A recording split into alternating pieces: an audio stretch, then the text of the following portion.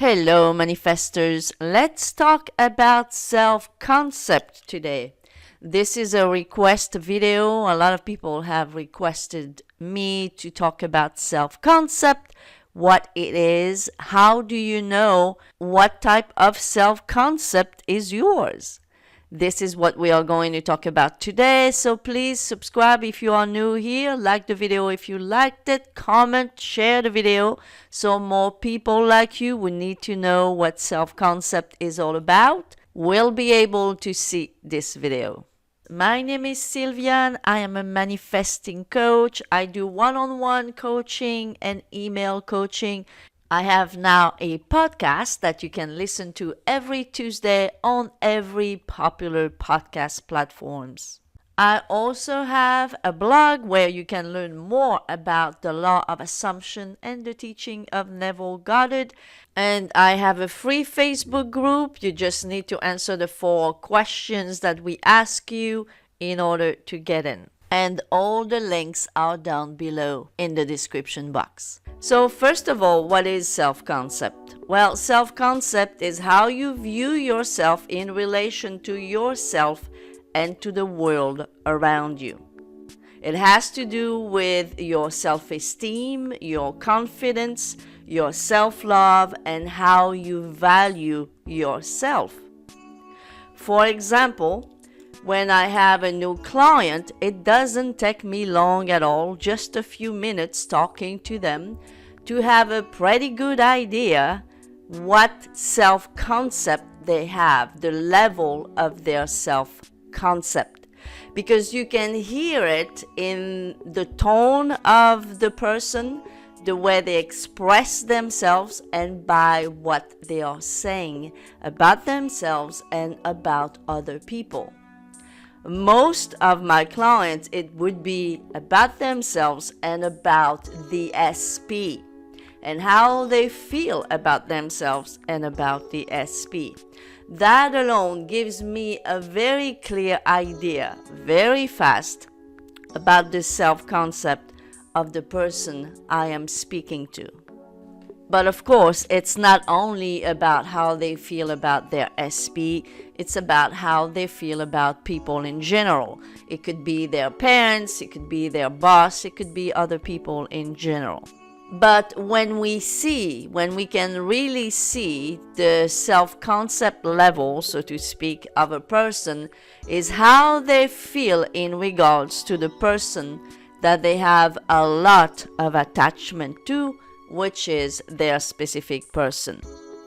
So a very good example of low self-concept is when they feel that their world is revolving around that specific person.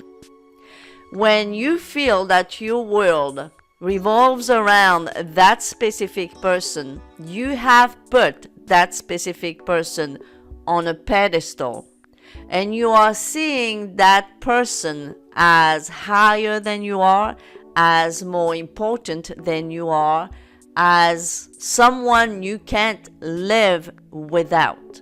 And this is a show of low self-concept, because no matter how much you love someone, no matter how much you want someone, if you see that other person this way, it means that you have a very low self-concept. You do not value yourself enough, you do not respect yourself enough, and you do not love yourself enough. Another way we can detect low self-concept is when you degrade yourself in order not to lose this person of yours. For example, when you accept to be that friend with benefits, but it's not what you really want. And because you have that feeling of not being enough, you are replacing that lack in self-concept with that of another person. No matter how much you love that person, no matter how much you are attracted to that person, if you put them where you should be, you have a very low self-concept. You have a low concept of self. and you know that it makes you feel low, it makes you feel bad, but somehow you can't resist it, you can't stop it.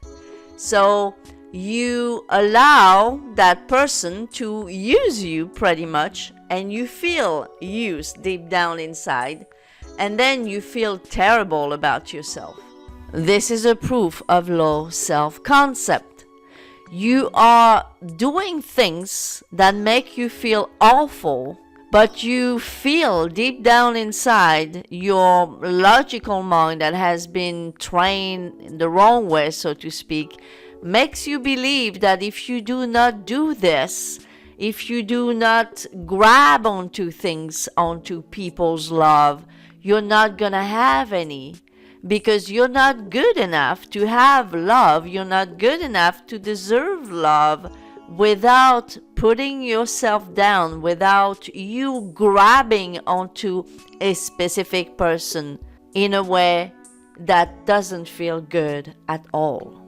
If this is you, and I know that many of you are like that, unfortunately, and I've been there, trust me, been there, done that. So it's not that I'm pointing the finger at anyone. I've been there myself. But if you feel this way right now, you really, really, really have to work seriously on your self-concept. Because right now, your self-concept is very low. So how do you do that? How do you work on your concept of self? Well, the best way to do this is to affirm a new story to yourself. To affirm specific affirmations that will bring you up. And this is why, by the way, one more time, that affirmations do work and that they are not useless as some people say they are. Because I do not see how you can imagine a better concept of self unless you are talking to yourself, unless you are telling to yourself a new story, unless you start having different conversations with yourself. And this, my dear friends, it's done in the form of phrases, of statements that you are going to tell yourself, otherwise called affirmations. That's why, by the way, when you hear people say that you do not need to affirm, that you do not need affirmations, you have to remember that even they are telling themselves affirmations all day long. Affirmations are nothing more, nothing less than thoughts, conversations that you have in your head. And as long as you are alive in this 3D world, you have such thoughts and conversations within yourself.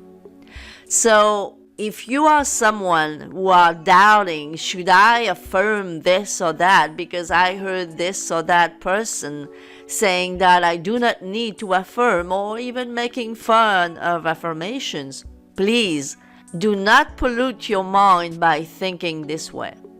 Because I promise you that whether you want it or not, you have thoughts, you have conversations within yourself. Therefore, you are affirming all day long. I know for a fact, for myself, for example, when I go on a walk, I like to take walks every day as an exercise. And I'm surprising myself thinking my affirmations that I've been saying for the past few years that are coming naturally as thoughts now.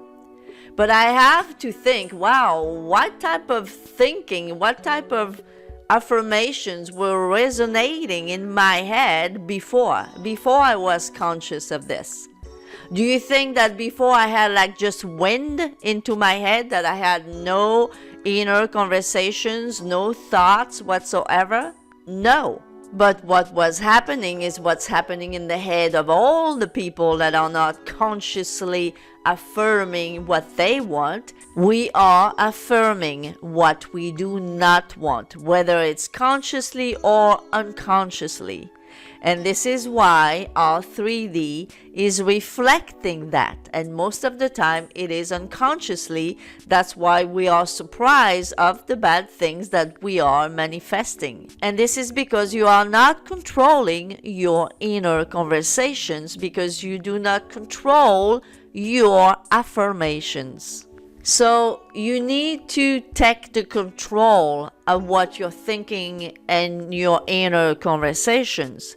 And the only way to do that is by controlling what you're saying to yourself. And the best way, actually the only way you can actually replace those thoughts, replace those inner conversations, is by putting in new ones.